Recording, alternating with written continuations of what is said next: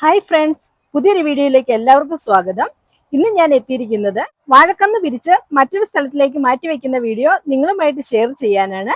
അപ്പോൾ എല്ലാവർക്കും എൻ്റെ വീഡിയോയിലേക്ക് സ്വാഗതം. വാഴക്കന്ന് പിരിച്ചു നടാതെ അത് കൂട്ടത്തോടെ നിൽക്കുകയാണെങ്കിൽ നമ്മൾ ഇട്ട് കൊടുക്കുന്ന വളം ഒരു വാഴയ്ക്ക് പോലും തികയില്ല. അപ്പോൾ അവയെല്ലാം മുരടിച്ച് നിൽക്കുന്നതായിട്ട് നമുക്ക് കാണാൻ പറ്റും. അതുകൊണ്ട് നമ്മൾ വാഴ എപ്പോഴും പിരിച്ച് നടുന്നതാണ് നല്ലത്. ഒറ്റയ്ക്ക് നിൽക്കുകയാണെങ്കിൽ വാഴ നന്നായിട്ട് വളരുന്നതായിട്ട് നമുക്ക് കാണാൻ സാധിക്കും. അപ്പോൾ നമുക്ക് വാഴക്കന്ന് നടാനായിട്ട് ആവശ്യമുള്ള ഒരു കുഴി എടുക്കാം.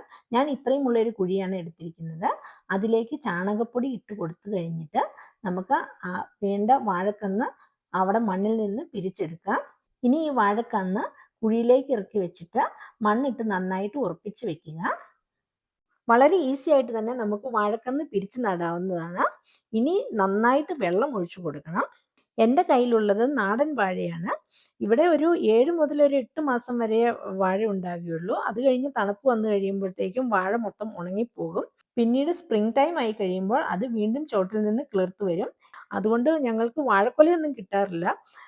പിന്നെ നമുക്ക് കിട്ടുന്നത് വാഴ ഇലയാണ് കിട്ടാറുള്ളത്.